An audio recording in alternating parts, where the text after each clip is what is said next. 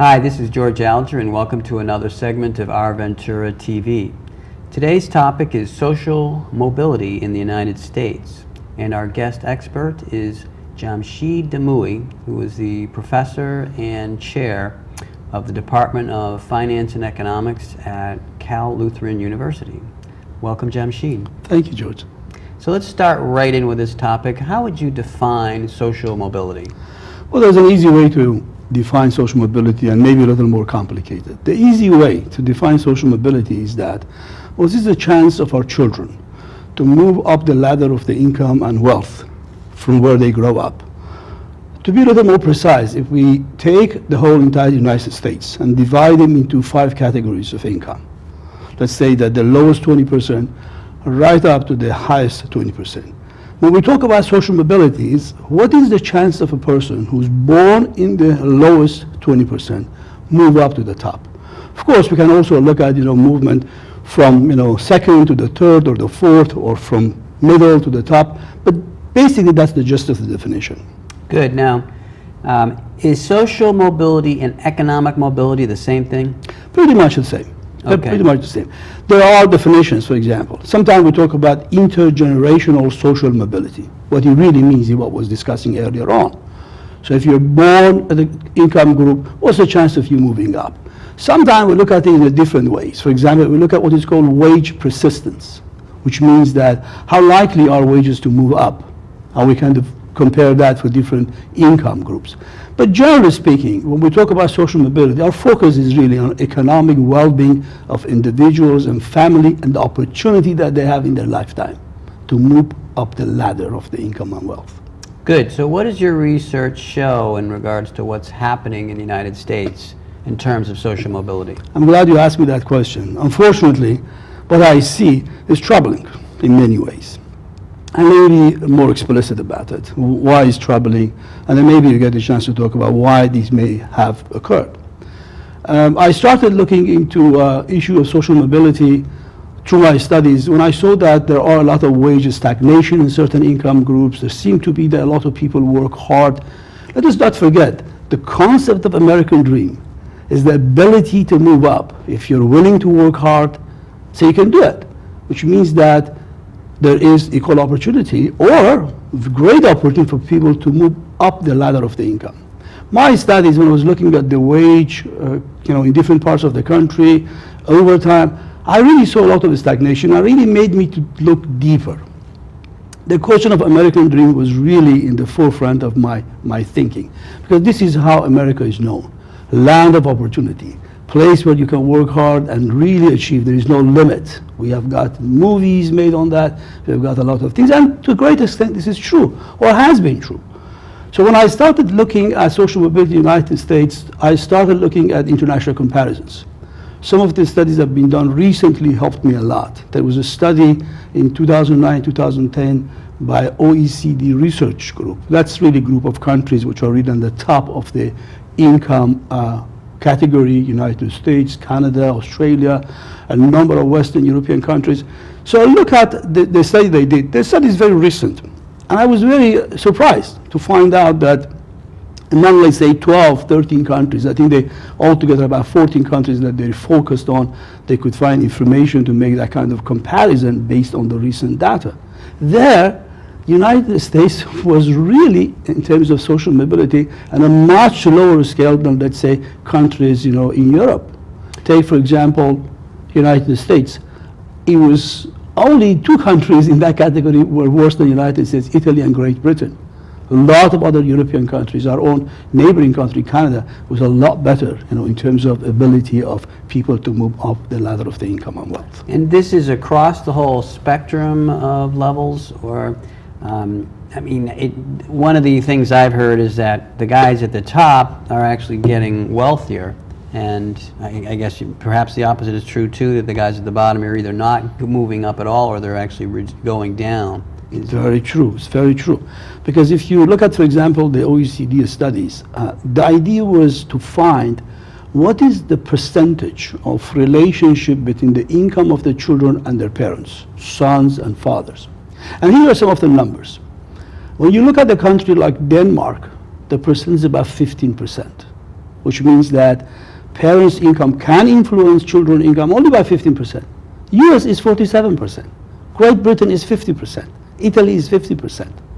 Canada, I think, is about 11, 12. So, I'm sorry, 19, around that. But if you look at that, so you start asking this question, is there really more chance, is American dream is more realistic in a country like Denmark or United States? I mean, these are legitimate questions to ask and ponder and look into it. But I want to make sure I understand the statistics you're presenting. So if you put a number out like 19% or 50%, whatever number we're talking about for a particular country, are you saying that that is only 19% of the people, for instance, could be influenced by their parents? No, no. If you look at, let's go back again to the concept. If you have children, who grow up, let's say, in the bottom 20%, and what's the chance of them moving up? That can tell you. In this particular study, the relationship was that what is the influence of the parent's income in somebody's income when the guy grows up? Now, if you have 47%, means that your possibility to move up is very much tied to your parents' income.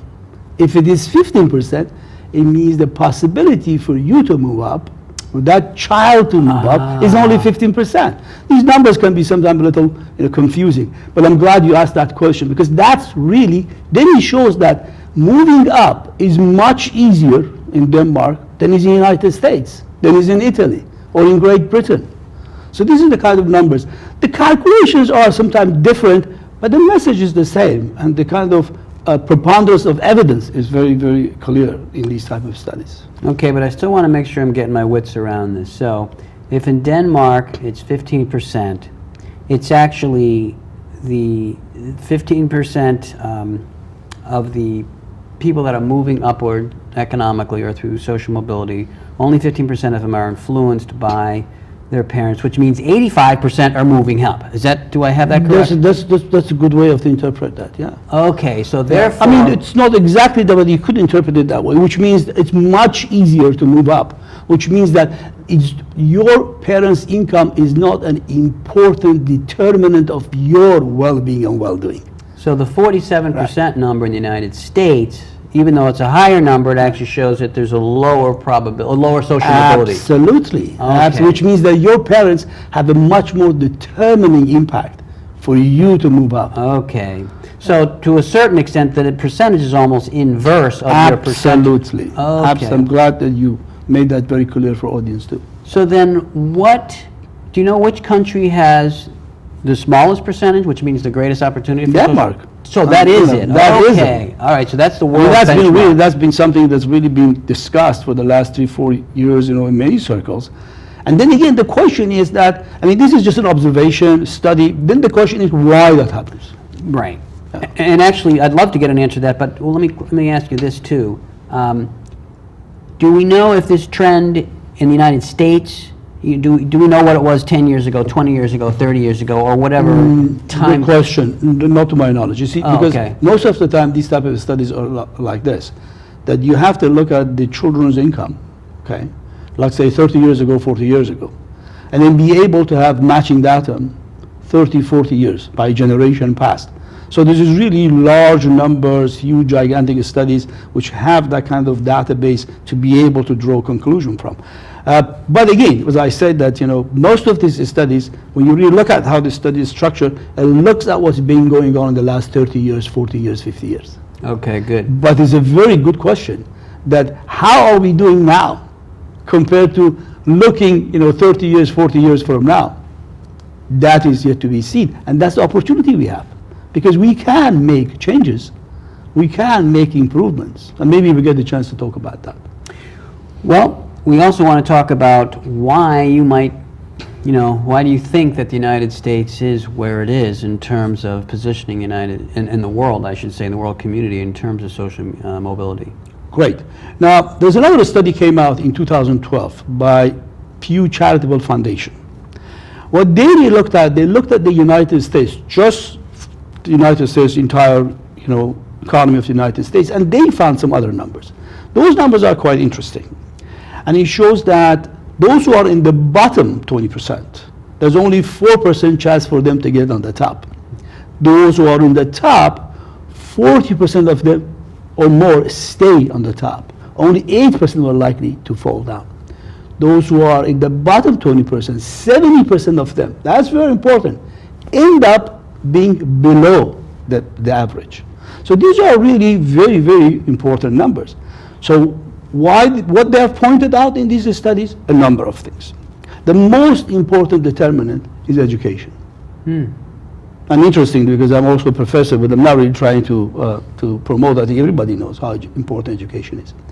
But then again, when you look at the education, you have to kind of go a little deeper. Spending is not, again, in some of these studies, spending is not the only factor that can make education better. The social structure, the quality of the education, what goes on in the schools, happen to be important determinant. For example, you have a school system that low income, middle income, high income family children go there. There's interaction between them socially, as opposed to another group, another society which is much more segregated, much more protected. The one that has this kind of fluency, the kind of mixture of the kids from different income groups tend to do better. Quality of the education. You spend money, and sometimes some teachers don't want to teach in certain areas. You even pay them premium salary or some sort of bonus. It doesn't necessarily mean that the best education would be provided for the kids. So we have to really fine-tune these. We have to look at the quality of education.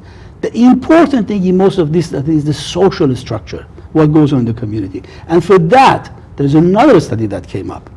Only in July of 2013, by two professors from Harvard and two from Berkeley. In fact, the guys who really worked in Harvard before worked in Berkeley.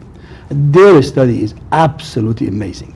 They looked at the social mobility across the United States in different regions. They have 740 plus areas that they really located and across the states. And they didn't want to do this study, but they had tax studies, and then they had this huge, gigantic database that allowed them to look at the income of the children 1980 right up 2010, 2011. What they found is absolutely amazing. They found that the social mobility, going back again to the definition, the ability of the children to go from the bottom 20% to the top 20% was very different. In a place like Salt Lake City in Utah, is about 11.5%. In a place like Atlanta in Georgia, it's 4%. Look at, for example, Los Angeles is not bad. We are, in that area, we are about between 9.3, 9.4. San Francisco is a little bit better than us, 11.2. And then when you look at the cluster of the states that they're not doing that good are in the South. And then they kind of look at, still the study is young because this is just came out a few months ago. They're still working, they're still debating what really brought this about. But some of the early indications from this and from previous studies go back again to the education, go to the ability of the people to mix. Kids go, for example, in certain areas, your kids can go to any schools and they can mix and socialize with others, have the same sort of quality education there. In other areas, it's far more different. Even things as much as mobility, to move in the city, taking your kids from one place to another. Even things like mobility of the people to move out of the state, go somewhere else, in terms of opportunities. So it showed, it brought a lot of clarity to this, but yet to be discussed, because there are other factors that we have to look at. So the bottom line is that social mobility is a very important factor. It really shows that how our population, our children, ourselves are moving forward. And it's a question of opportunity. Great. Well, Jamshid, I know we could talk about this for a lot longer, but we have run out of time. Really? I know. It goes when you're enjoying so yourself, fast. time goes so fast. Yes, indeed. So thank you very much for stopping by. My pleasure. This is George Alger signing off for another segment of Our Ventura TV. Until we meet again.